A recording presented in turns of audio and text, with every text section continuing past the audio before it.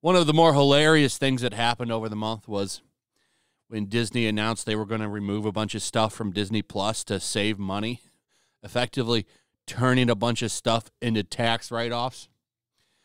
One of those was Willow. And what's funny about this is Willow literally just came out. I think it came out this year. No one talked about it. No one cared about it. No one watched it. It's an awful show. The marketing for the show was god-awful. Didn't tell you anything about the show.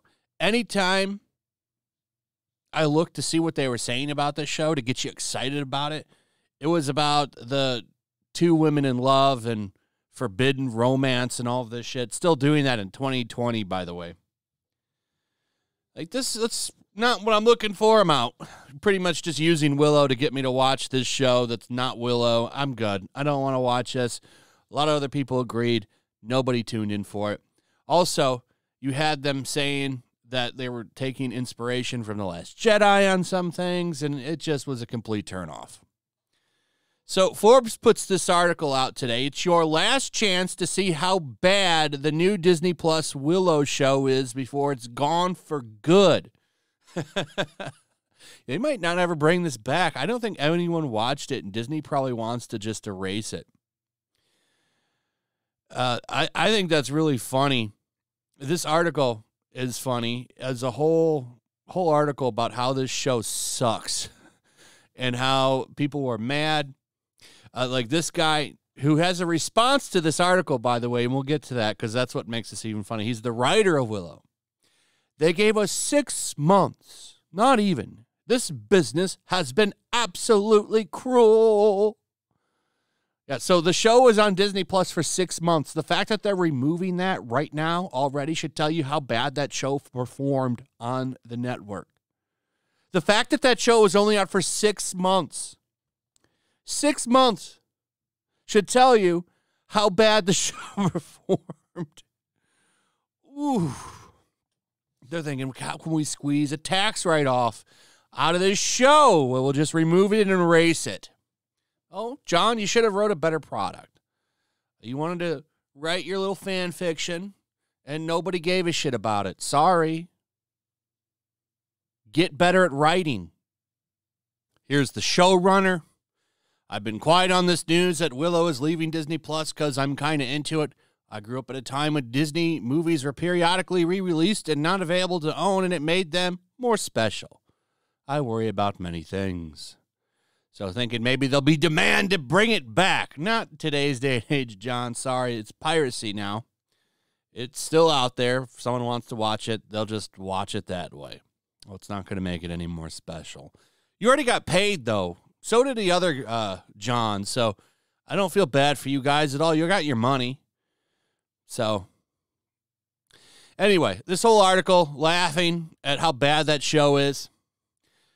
Laughing at its failure, which I encourage because it's a Lucasfilm product, and Disney Lucasfilm is a disaster. You have to ask, how many times can Kathleen Kennedy screw up and still keep her job? Apparently as many as she wants. That seems to be the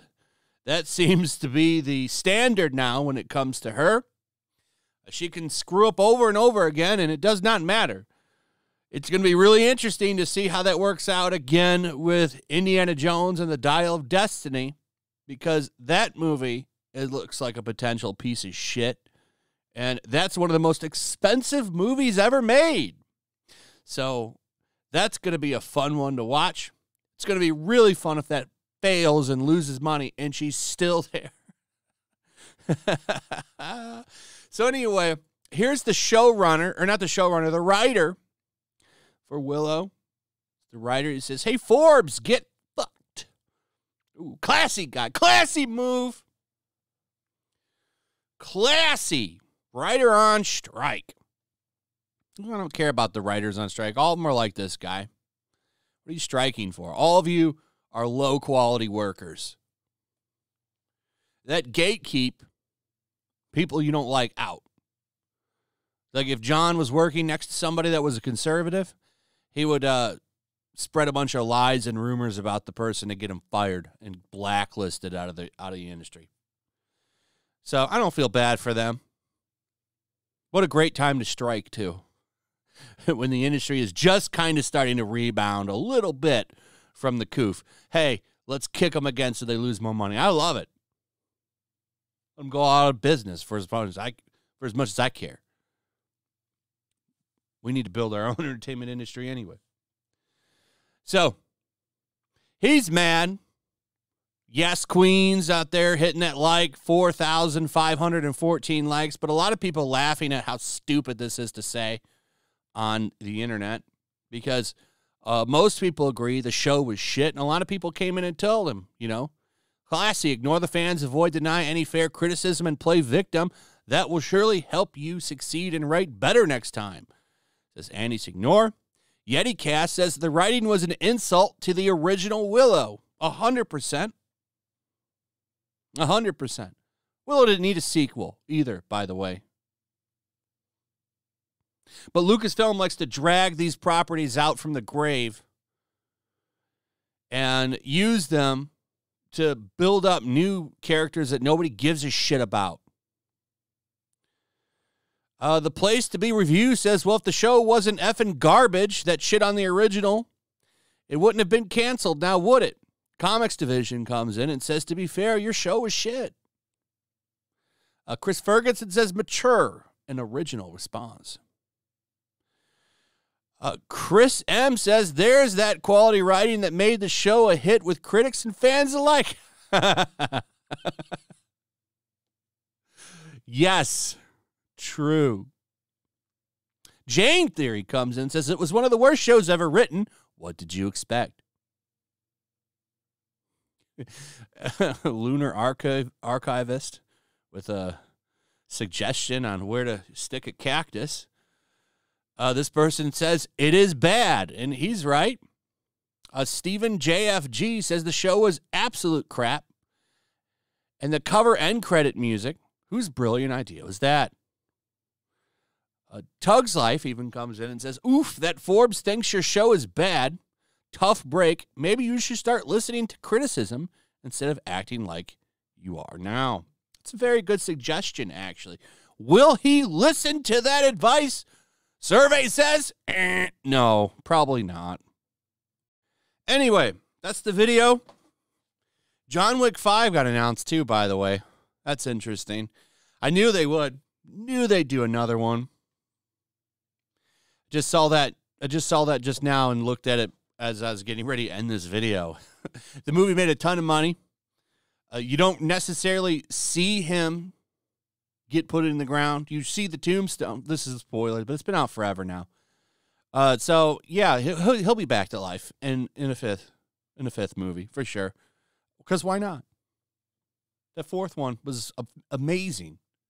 Great action scenes in that movie. Anyway, that's pretty much it. Let me know what you guys think about all of this. I'd like to hear from you in the comments. So if you would, please like, subscribe, share the video. Make sure you're still subscribed. Hit that notification bell, and I'll see you on the next one. Peace. Make sure to check out my locals. There's a link in the description. It's a fun community that I'm trying to build over here. If you don't want to support me on YouTube, you can come over here. None of that money goes to YouTube. You also can just come over here for free. But if you are a supporter over here, I do plan on doing an extra live stream once a month and throwing links to the supporters so you can actually come on and have a supporter live stream with me. Also, it's a good place to catch all of my content. You don't have to worry about notifications like YouTube. They'll definitely work over here. So come check out my locals.